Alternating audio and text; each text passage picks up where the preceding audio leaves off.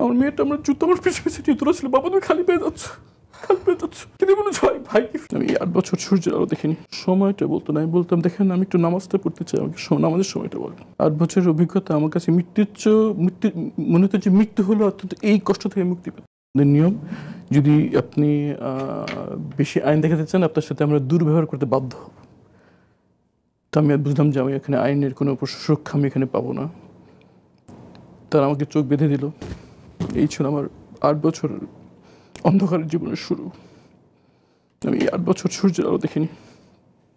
তারা আমাকে যে সেলে রেখেছিল সেখানে বুঝতে পারতাম না বাইরে কি দিন আর রাত, আমরা কোথায় আছি আমাদের বলতো না, আচ্ছা কি দিন তারিখ বলতো না, সময়টা বলতো না। আমি বলতাম দেখেন আমি একটু নামাজটা পড়তে চাই, আমাকে নামাজের সময়টা বলেন। বলতে বলা যাবে না, আদেশ।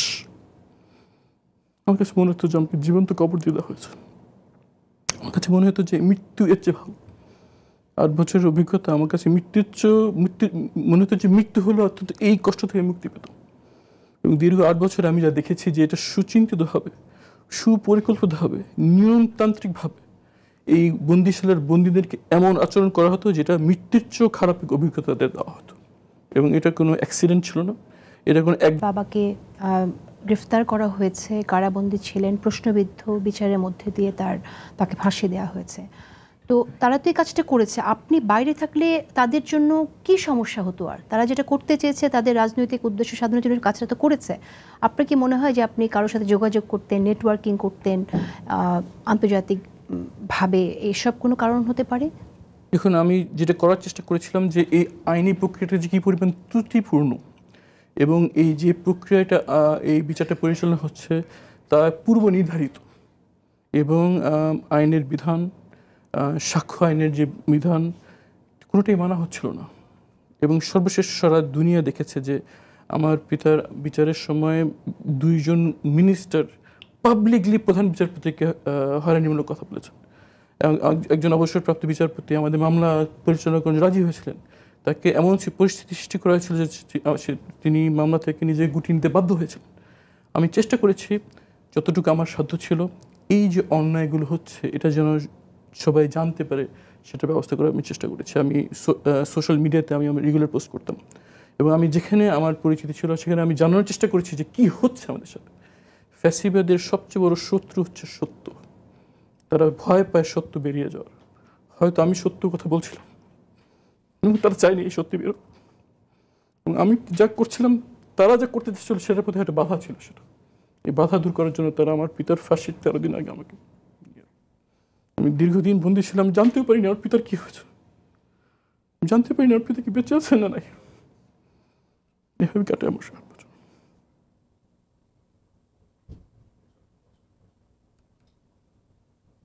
আমরা শুনেছি যে 5 তারিখের পরেই আয়নাঘরের অনেক আলামত, অনেক চিহ্ন মুছে ফেলা হয়েছে। আপনার কি তাই মনে হয়েছে কিনা? প্রথমত আমি এক্স্যাক্ট আমার লোকেশন আমি নিজে বলতে পারিনি। যখন গুম কমিশন স্থাপন করা হয় এবং সেখানে অভিযোগ দায়েরের সুযোগ দেওয়া হয় তখন আমি আমার অভিযোগ দায়ের করি।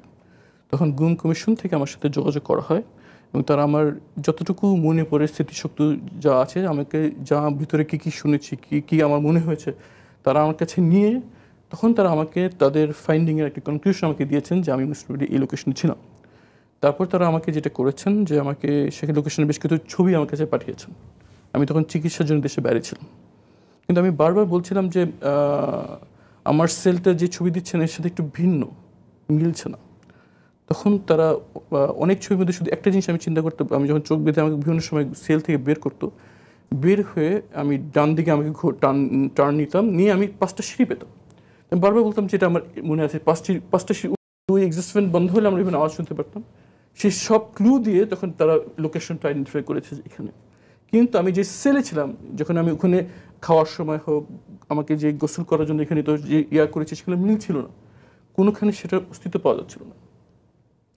পরে যেটা আবিষ্কার করা হলো গুম কমিশনের আমি বলবো যে নির্ভীক সদস্যবৃন্দ নিরলসভাবে এখানে তদন্ত চালিয়ে যেটা আবিষ্কার করেছেন যে সেই সেলগুলোর দরজা ভেঙে দেয়াল তুলে দেওয়া হয়েছিল। দেয়াল তুলে রং করে এমনভাবে দেওয়া হয়েছিল যে হতে পারে বলে আমার মনে হয় তারা সেই দেয়ালটা ভাঙেন এবং দেখতে পান যে সেখানে ভিতরে একটা সেল রয়েছে এবং আমি যে বিবরণ দিয়েছি সেটার সাথে মিলে যায়, এবং এভাবেই সেই সেলটা উদ্ধার হয়। প্রথমত আমি অবাক হয়েছি যে কী পরিমাণ দুর্বৃত্তায়ন হয়েছে, যে তারা তাদের অপরাধ ঢাকার জন্য কোন পর্যায়ে গিয়েছে। এর অর্থ আমরা যে আয়নাঘর দেখলাম এটা আসলে রিয়েল আয়নাঘর না, এটার অনেক ভাঙচুর করে ইমপ্রুভ করা হয়েছে। এটা ডিটেইল আমাদের কমিশনের সম্মানিত সদস্য রয়েছেন, যারা সকল হাজার প্রতিকূলতার মধ্যে নির্ভীকভাবে কাজ করে যাচ্ছে। আমি তাদেরকে ধন্যবাদ জানাতে চাই। তারা আমাদের ভিকটিমদের সাথে নিরলসভাবে যোগাযোগ করেছেন। বিশেষ করে আমি অনেক দূরে ছিলাম, দেশে বাইরে ছিলাম, টাইম জোন আমার যখন দিন তাদের তখন রাত, তারা সেই সব উপেক্ষা করে আমাদের সাথে যোগাযোগ করেছেন, এবং তারা আবিষ্কার করতে পেরেছেন যে যত যাই করুক সত্য গোপন থাকে না।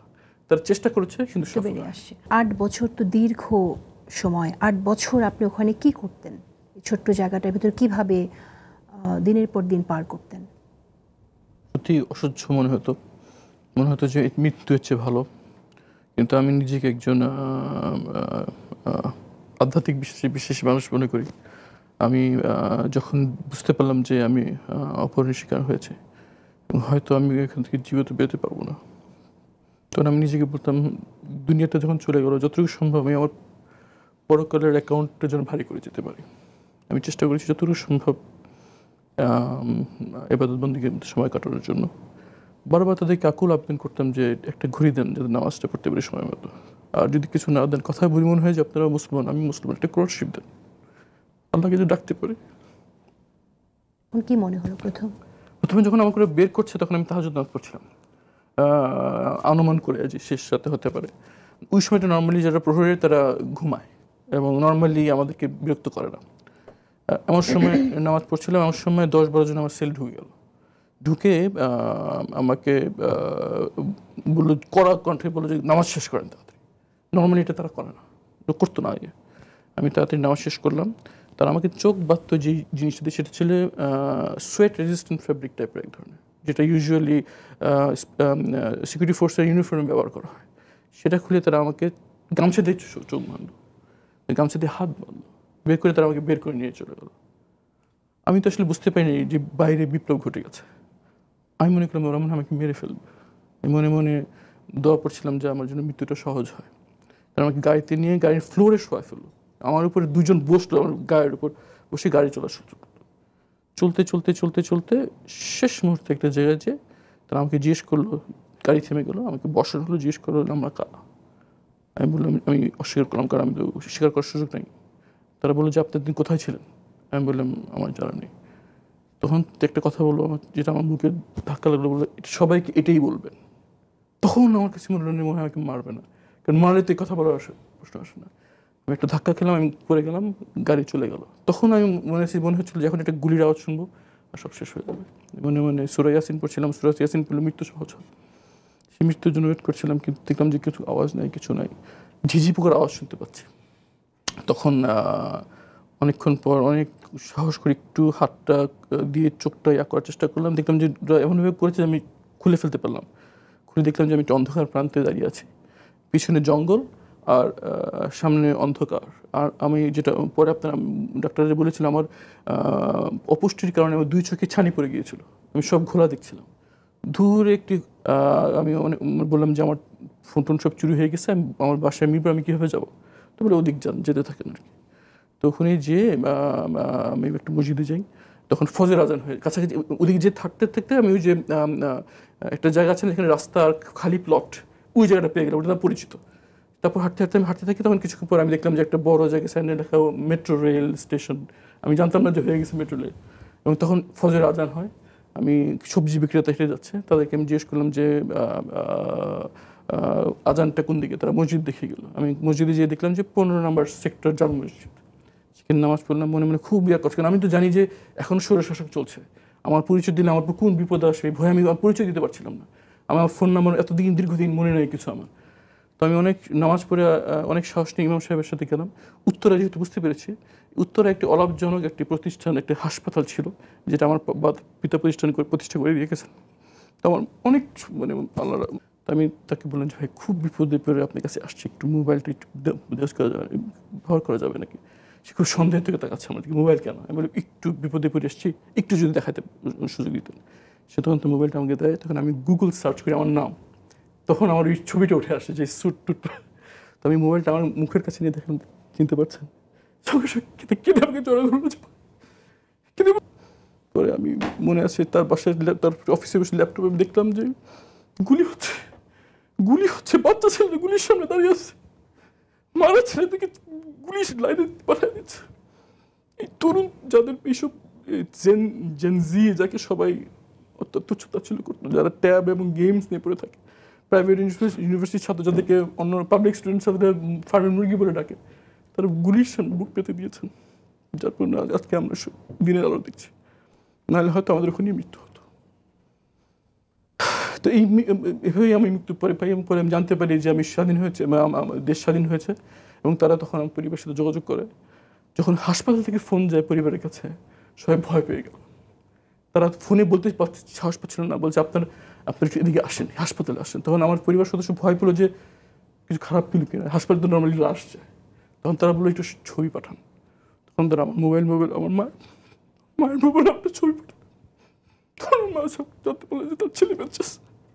তখন আমি আমাকে অ্যাম্বুলেন্স করে বাসায় পাঠানো হয়, মাকে জড়িয়ে ধরে আমি ফ্যামিলির কাছে ফিরে যাই। তার মানে আপনার বাচ্চা তো আপনাকে 8 বছর দেখেনি, পারিবারিক জীবনে আপনার এখন বড় মেয়ের সামনে থেকে আমাকে টেনে হেঁচে নিয়ে যাওয়া, তো বুঝতে পারিনি যে আমাকে অপহরণ করে নিয়ে যাচ্ছে।